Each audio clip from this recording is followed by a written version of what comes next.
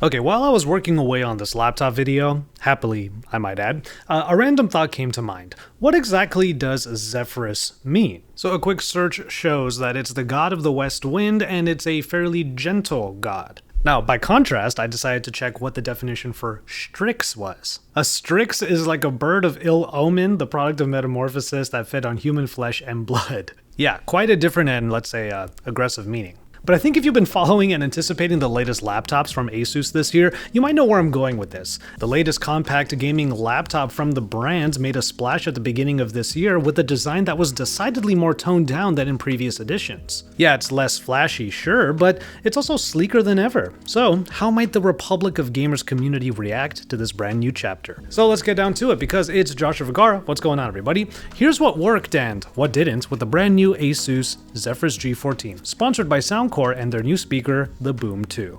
Now, obviously the biggest change in the new Zephyrus G14 is how it looks and how it feels. I've been a huge fan of what ASUS has been bringing to gaming laptops over the last few years, and the G14 has been one of the easiest laptops to recommend to my friends who are looking to upgrade their gaming laptops while maintaining some good portability. And it would seem that this year ASUS really wanted to prioritize portability because this is about as sleek a gaming laptop I've ever had the pleasure of using. The entire body of this laptop is made of an aluminum CNC unibody that is a big upgrade from the materials of last year's edition. It really gives the Zephyrus G14 and G16, which I do have, and I'm going to do a video on that soon, it gives it all a certain sturdiness that I don't always feel in 14-inch Windows laptops. I actually feel really good lugging this thing around either in my backpack or in a sleeve, popping it around in cafes and hotel rooms, while feeling safe that it can withstand all that travel. This material also seems to repel fingerprints pretty well, although I will say after bringing this with me to Barcelona for Mobile World Congress, I do have a couple of, markings on here since it was going in and out of my backpack a lot. But still, not really any fingerprints anywhere here, and also that is true for the deck, which is obviously where the palms are going to rest a lot. I don't see much discoloration there yet. This keyboard is fairly typical. Even though ASUS increased the keycap size by like 12%, the keys feel really nice and meaty without too much resistance, so I can still keep my 100 words per minute speed. The buttons above the keyboard here are much squishier, but they are functionality keys that you only use when needed. And down below, ASUS really tries to maximize the real estate by making the touchpad hit the very edges of the area that it occupies, right up to the bottom of the keyboard and to the very bottom lip down here of the chassis. Okay, back to the body of this device. I do have to applaud the I/O because almost every port and connection that I would need is on here. And yes, this does actually include full-sized USB-A ports, which allows me to use my gaming mouse and gaming keyboard with the dongles and not rely on Bluetooth anymore. You still get the rest, including a headphone jack and HDMI port, and then you also get a micro SD card slot over here on the other side, and finally the proprietary charging port. Those last two things I just mentioned, I will talk about how those are kind of a give and take situation for the G14. And finally, there is the slash on the cover. Now, I was a fan of the matrix lights of the previous G14s, but I can totally understand why they went with a simple line this time going diagonally down the middle. It's just simpler, but it's still totally effective at differentiating the ASUS from any other laptop. After all, it's a minimal flourish that, along with the simpler metal materials and color, can evoke the same minimalism as, let's say, another laptop that I use a lot. And the lights can be customized in the Armory Crate app, though it's always going to be white colored. It's good enough for a tiny bit of flashiness and for knowing that the laptop is sleeping when closing the lid. So ASUS seems to be in like a mode of dialing back some things in their gaming products, and honestly, I'm pretty here for it. See, it's interesting that this G14 comes at the heels of a phone that started to go in a more minimalistic direction, and of course I'm talking about the ROG Phone 8 Pro that I recently reviewed on this channel. It got a similar treatment. It's no longer RGB everything, and it definitely looks a little bit less, let's say, flashy compared to previous gaming devices, gaming smartphones. Whether or not these moves work for you will obviously be a matter of personal taste, but I do want to hear your opinions in the comments downstairs. Now, where ASUS really put some massive upgrades are in the quality of life updates. The AMD CPU, the integrated Radeon GPU, and then the dedicated NVIDIA graphics all come together for a pretty nice harmony that likely feels really familiar to anyone using recent gaming laptops. However, supporting all of that is one of the best screens I have ever used on a gaming laptop and a speaker system that might win the crown of most improved feature. Now, before I forget, there is a webcam on here, so here's a quick webcam test. It is right above the screen in that small bezel up top, but there are also bits in there that allow for Windows Hello face recognition for a simpler sign-in. That does mean that you no longer get the fingerprint reader in the power button, which is a little bit of a bummer, but I do appreciate the Windows Hello on here. The webcam quality is alright, as probably expected, and alongside the microphone it should be plenty for Discord video calling with friends while playing. But also, if you're relying on the onboard microphone for calls, one thing you can do is go into the Armory Crate app and actually use an AI recording feature where it's just going to record from one side and do some noise reduction so that it is focusing mainly on your voice. Once again, let me know what you think of the quality of the webcam and the microphones, and anything else you want to say about this laptop in the comments downstairs. But let's get to the heart of the matter. ASUS outfits the Zephyrus G14 with an OLED panel that sports 3K resolution and 120Hz refresh rate, all things that support gaming but also manage to be great for basically any other task or viewing. Now, some of the buzzwords you might want to know include Dolby Vision for HDR viewing.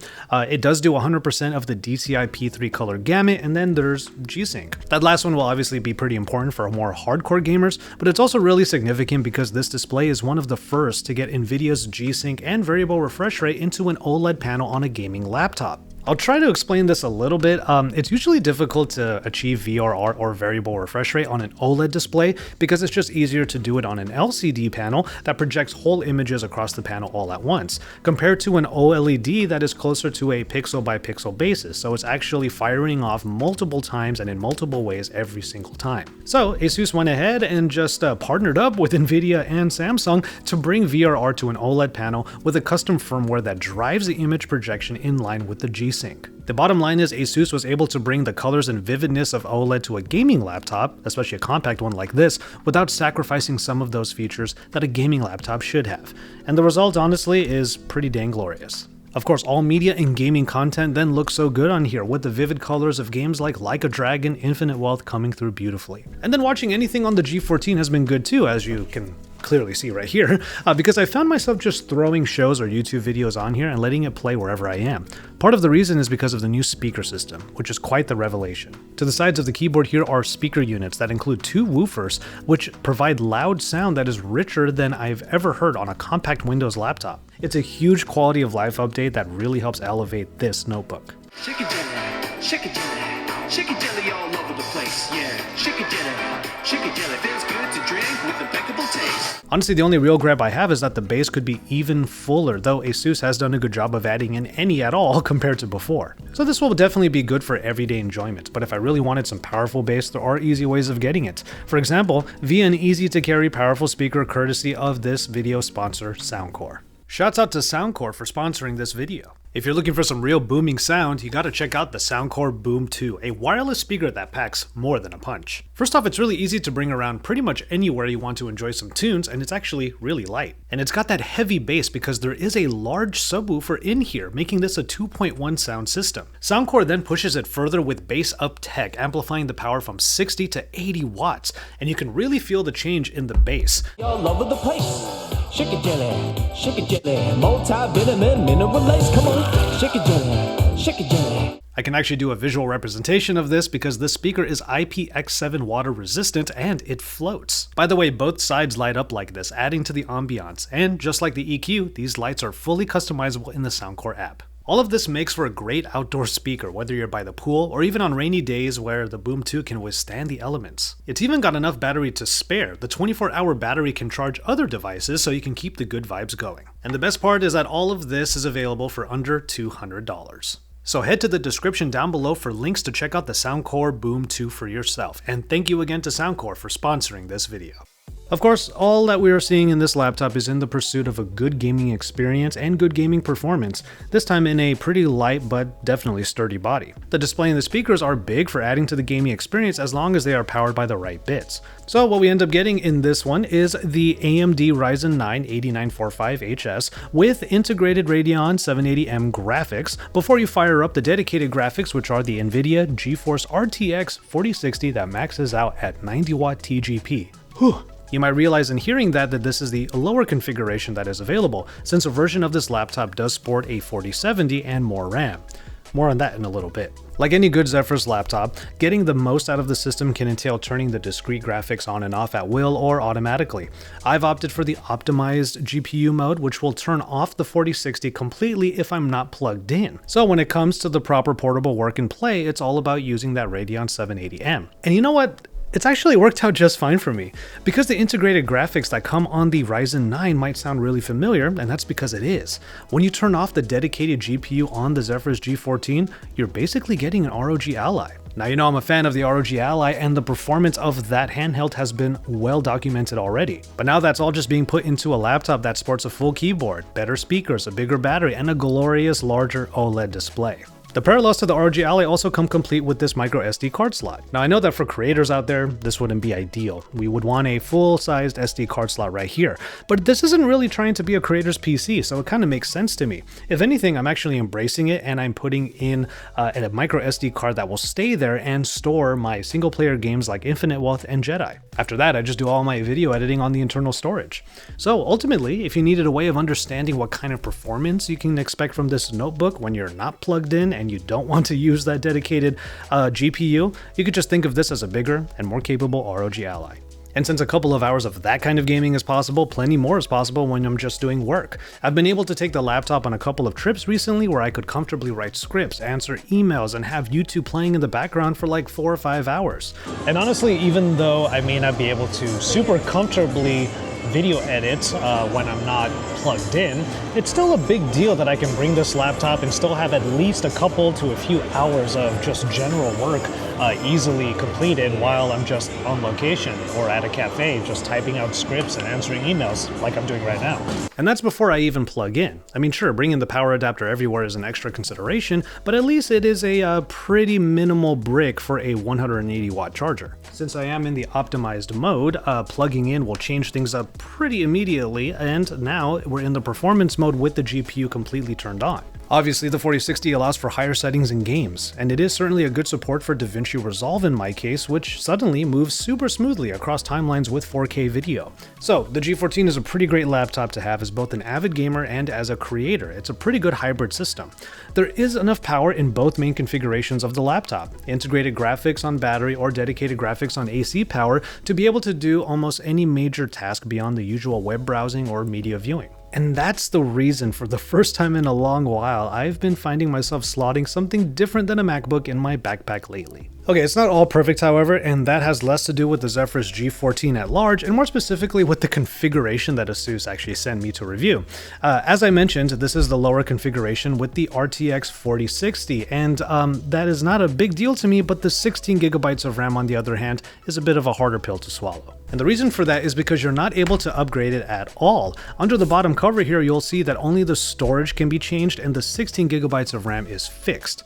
16 gigabytes meant that I had to turn off basically every other program while I was video editing, with the occasional reboot of the computer needed to really clean things up and keep DaVinci Resolve comfy. And if having more RAM is a consideration for you, you're just going to be locked into getting the higher configuration that also includes the RTX 4070. Don't get me wrong, those are good specs, but it is also more money out of your pocket. And speaking of this compact size, I have to admit that despite ASUS's best efforts to pack in as much cooling support as possible in this sleek body, the laptop still gets pretty warm. The heat is pretty much all up here, making it important to ensure that the exhaust here on the back portion is free of any obstructions. Which brings me to the final bit of this laptop that keeps it from getting close to perfection. Like with any high-powered laptop, one of my favorite things to do is prop this up either at home as a gaming console of sorts or use it as the centerpiece of my office editing bay.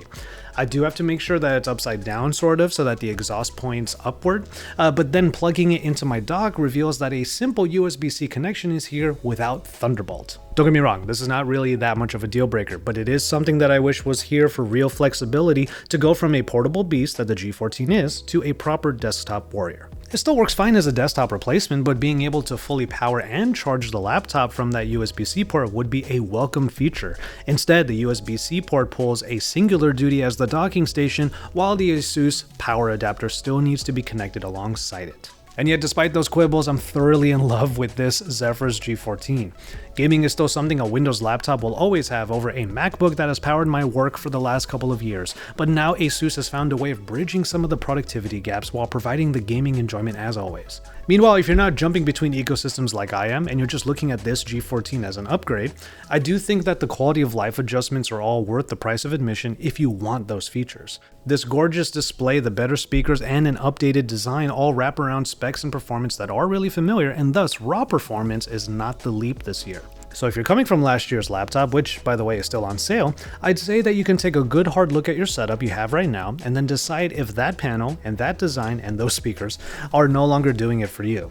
If you're still enjoying yourself on the previous edition of any recent compact gaming laptop, the extra premium that this year's Zephyrus G14 requires could probably be skipped. But I have to give ASUS plenty of credit because this year's Zephyrus lineup marks a paradigm shift, and for anyone looking for a gaming rig that is as sturdy as it is nimble, capable as it is stylish, this one is pretty hard not to notice. Whew, laptop videos always take a bit longer, but there you have it. What worked and what didn't with the 2024 ASUS Zephyrus G14. This laptop has already proven itself to me as a good hybrid tool, a good creator's tool, and a great gaming rig, so you can definitely call me a fan. I want you to let me know what you think of this laptop, especially if you got one for yourself, in the comments downstairs. I want to give one more shout out to the sponsor of this video, Soundcore, and their Boom2 speaker that you can check out using the links below. But from there, I'm going to go ahead and call it on this one. Thank you so much for kicking it with me again today. Please take care of yourselves and each other, and enjoy your tea, everybody.